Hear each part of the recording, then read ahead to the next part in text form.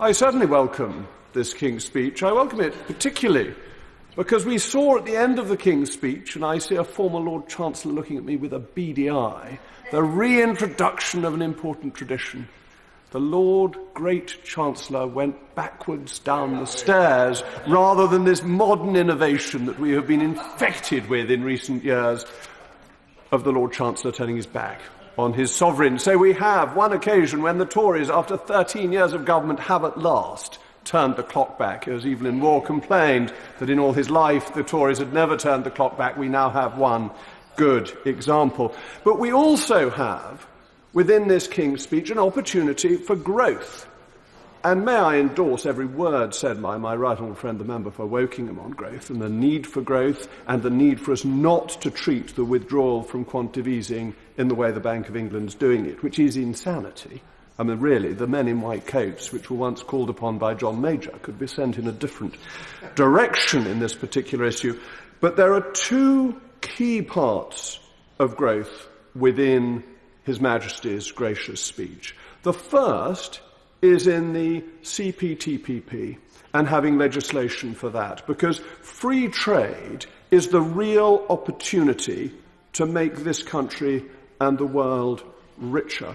My right honourable friend, the member for Holton Price and Howden, pointed out the growth in free trade has had a phenomenal effect since 1990 in reducing global poverty, absolute poverty, from 36% of the population of the globe to 9.2%, from about 1.9 billion people to 700 and something million people. A phenomenal success of prosperity coming from free trade. And with the CPTPP, we have the opportunity to push that further.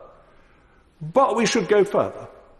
We should get rid of tariffs and barriers to trade unilaterally, because opening up our market is beneficial for our consumers. Protectionism is always the provider of support for vested interests. Free trade is to the advantage of consumers and to individuals. So yes, the government is going in the right direction, the King's speech is going in the right direction, but I would encourage His Majesty's government to go further, as I would on the issue of using the Brexit opportunities. We have a chance to become a lowly, lightly, light-touch regulated economy that can be efficient and competitive. And again, we should be challenging vested interests. But many members of this House will remember that when the REACH regulations came in to affect the chemical industry was up in arms. So these are terrible, awful European innovations. We don't want them. They're costly. They're ghastly. Then they came in and they said, oh, these regulations are marvellous because they keep out any competitors. And what we want to do is change things like the REACH regulation so that we recognise regulators around the world who provide a similar level of safety, rather than allowing regulations to be used as a means of covert protectionism. And that is the challenge for this government. It's got it in the King's speech about using these advantages, and we need to use them aggressively. I have an interest in financial services declared in my register, but they should be used particularly in financial services where we should restore our position as one of the most competitive areas in the world. We should be using them in agriculture to take the burden off the backs of our farmers, because when I'm advocating free trade, it is only fair that the quid pro quo is that we allow those who produce to do so in an easier way, in a way that takes burdens off their backs. And talking of taking burdens off their backs, there is a part of the King's speech which is essential, but does not go far enough. My right honourable friend, the Prime Minister, made an excellent speech about lifting some of the net zero burdens a few weeks ago. And some of that will be coming forward in the coming months to this House. But it is nothing like enough. If you take the issue on motor cars, most of the regulations, as I think my honourable friend from North Antrim pointed out, will remain there and will still make it harder for people to buy cars and will make it more expensive. That is a burden on British people. We want to be getting rid of things like that. We don't want to force people to do things. We want the technology to be there first so that they want to do it. Nobody had to regulate to make people give up the horse and carriage. and moved to the motor car, the horseless carriage, as I used to call it, even though His Majesty came in a horse and carriage, that wasn't because of a regulation that there was a penalty for doing so. It was because market forces meant that we favoured the motor car. If an electric motor car is so good, people will buy it. If it's not so good, they'll stick to petrol. And I'm certainly going to stick to petrol for a time being. I give way to my right friend. But does he also agree that it doesn't work in its own terms? Because if somebody adds an electric vehicle today and goes home and plugs it in, they'll have to burn more gas in a gas power station because there isn't suddenly going to be more renewable power to recharge that car. My right-on friend's absolutely right, but at least thanks to this King's Speech, it may be a little bit more British gas that we'll be getting out, and that, of course, should be pushed further. There's been some talk that the proposals have been watered down. Well, they should be watered back up again, so that we get as much out of the North Sea as we possibly can. It's in our economic interest and our environmental interest, because the emissions are lower when we use domestically produced resources. But as I say, we've got to go further, because we've had the news about our steel industry. The reason our steel industry is being changed so that we will have no pure steel manufacturing is because of government policy. It is because of the emissions trading scheme. It is because of having the most expensive, the third most expensive electricity costs in the world. It is about putting burdens on industry that make it impossible for them to operate. And this utterly bogus view that if something is made in China, the emissions are Chinese, and if it's made in the UK, they're British emissions, even if the steel is used for exactly the same purpose. I mean, this is the ridiculous thing about Drax, where the chips put into the Drax machine count as Canadian emissions, even though they're burnt in the UK. This is sort of balmy and wonderland stuff, Madam Deputy Speaker, and we need to be putting British industry first and not using silly statistics, legerdemain of carbon emissions, to try and pretend that we're doing something that we're not. And this ties in with the growth agenda, because if you look at what we've already achieved, since 1990, the UK has reduced emissions by 44.1%. The United States has reduced emissions by 2.6%, and the People's Republic of China, our red friends, have increased emissions by 426.5%. We have done our bit, Madam Deputy Speaker, because our economic growth has been lower in that period than it otherwise would have been, because we have forced upon ourselves the high cost of energy, which the Americans and the Chinese have not done. So growth strategy with cheap energy.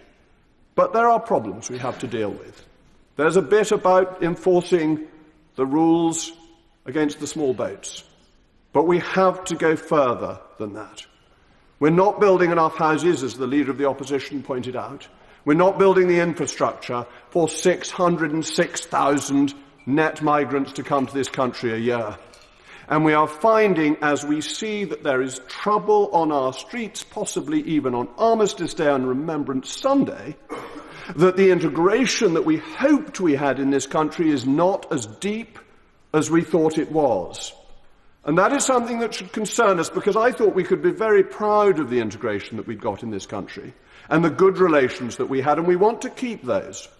And the way to keep them is to control migration and to have it at levels that allow for integration to take place. And so I am disappointed that we're still focusing on illegal flows, and I'm afraid we're caught up in HMT, OBR, understanding of migration that is wrong, because it focuses on total GDP rather than GDP per capita. And we're actually making ourselves poorer as a nation by the excess of migration that we are having, and we are risking what I might call the comfort of the nation, the ease with which we all live together, by allowing the arguments of countries away from the United Kingdom to be heard on the streets of the United Kingdom, which is unwelcome. So we want a growth strategy, we want cheap energy, we want to control migration, but we do not want to abandon our ancient liberties. And here I was inspired by my right honourable friend, I wasn't going to mention this, who is standing at the bar of the House, when he talked about warrantless entry. If the police always got things right, we might think that was a good idea. But over the last few years, we have had any number of problems of police behaviour and of police leadership.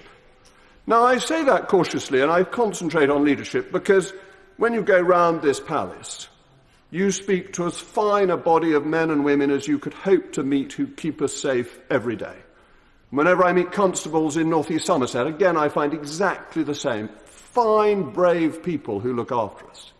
But their leadership, we must acknowledge, has been pretty poor. And that seems to me not to be the time to give them a power that goes against one of our most ancient constitutional safeguards. Now, I know, Madam Deputy Speaker, there is a rule in this House that discourages tedious repetition. So I hope I can assume that the House was not paying sufficient attention in March 1763 to a comment made in this House by our old friend Pitt the Elder, because he said that the poorest man may in his cottage bid defiance to all the forces of the crown. It may be frail, its roof may shake, the wind may blow through it, the storm may enter, the rain may enter, but the King of England cannot enter. All his force dares not cross the threshold of the ruined tenement. That is such an important liberty. Doesn't mean the police can't run in after you if you are caught in the act. But it means if they are to come through your door, they need evidence and a warrant. It is a foundation of our liberties, and I don't think a King's Speech as a prelude to a manifesto is a place in which to water down our ancient liberties. Yeah.